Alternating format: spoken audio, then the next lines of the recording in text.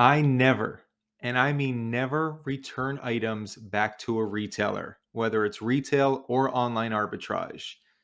And I think you should do the same. And I feel really strongly about this. And in this video, I am going to explain why that is. I'm also going to give you some real life examples of me when I've almost made this mistake and a really good lesson that I learned. And I'm also going to provide a solution at the end of this. So first things first, in case you're not familiar, let me give you like a couple brief situations where people try to return things or think about it, right? So first off, let's say you buy something, you sell it to Amazon for FBA, and it's just not selling. Okay, it's just stuck on the shelf. Maybe you made a misread on Keepa or supply and demand has changed, or maybe it is selling, but you don't want to sell it for a loss. Or maybe you bought something and then you get it and you realize it's a hazardous material and you hate doing FBM. So since you can't do FBA, you want to return it. And the list goes on. And it's inevitable, by the way. If you do arbitrage, retail or online, this stuff will happen. Okay. It's not the end of the world. You get returns, right? And they're in perfectly good condition. I never return ever. All right. And here's why. Amazon to me is a long term play. It is a big picture game and it is a business and should be treated as such.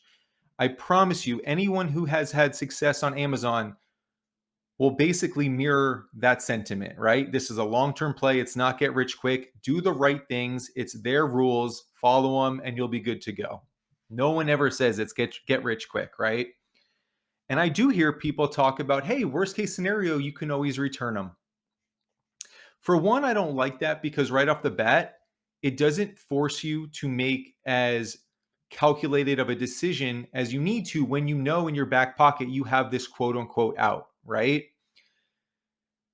So let's just say starting off with retail arbitrage, let's throw out a worst case scenario, right? You buy 20 of an item, which is a lot by the way, if you're not super confident. And hypothetically, you're going to lose $10 a piece if you sell it through on Amazon FBA, even if you have to drop the price so they sell.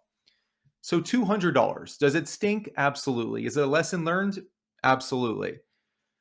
But let's say you now go to return it to a store where managers and other employees get bonuses based on revenue. Now you're taking up their time and energy on returns, which nobody enjoys.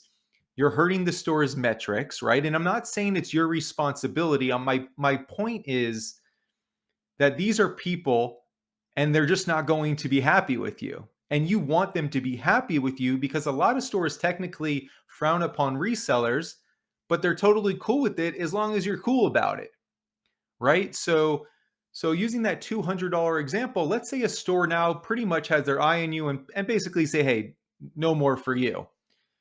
And if it's a store you go to once, twice a month, you can easily multiply how much you would have lost in one trip, two trips, three trips. You're more than making your money back and way beyond, right? It wouldn't take that much to make up that worst case scenario. But instead, you don't want to take the L. And now you've just burned a bridge, a really good bridge. So that's basically in a nutshell, big picture, right? It's not a smart business play in addition to just being a pain in the butt. You know, other people talk about you don't want to, have paint a black eye for the reseller community. I don't get as caught up in that. I'm just more concerned about what I do, but it doesn't make business sense when you really break it down that way. And as far as online arbitrage, let me give you a real life example. This happened to me recently. I do a lot of vitamins and supplements. And this one brand hit me with a cease and desist, and I had like 100 units at home, totaling a couple $1,000s that I spent on them. And so I call up this one of the suppliers, or excuse me, the retailer, and I start to inquire about a return. And upon doing so, they look at my account because they ask for my information, and they pretty much say, "Hey, it looks like you're a reseller, and we don't really support resellers in a roundabout way." And I very quickly said, you know what? I'm not going to return these products. And I'm giving you the cliff notes here, but it really opened my eyes. I said, Jonathan, you spend thousands of dollars at this site every single month. You make thousands of dollars every single month. Now you've drawn negative attention to your account for something that is technically your fault, your problem, your mistake. Even if you want to feel like it's just something that was inevitable or out of your control, it's your business. It's up to you how you handle it, right? And from that moment on, I've never ever tried to make a return. And that was the only instance because of the cease and desist and I was waiting on them. Normal times I would never do it, right?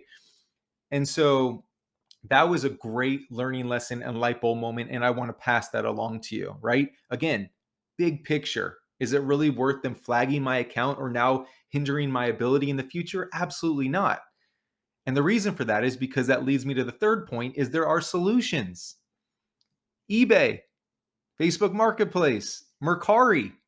If you're buying things from retailers online or retail stores in person, there's probably enough demand that you should get a reasonable price back. Yeah, you might have to keep them at your house and you might have to send them off one by one, but it's not like there's nothing you can do. Especially on eBay, you can, if you have a lot of something, you can like create a multi-pack of 10 of them, sell them for a discount, whatever the case may be.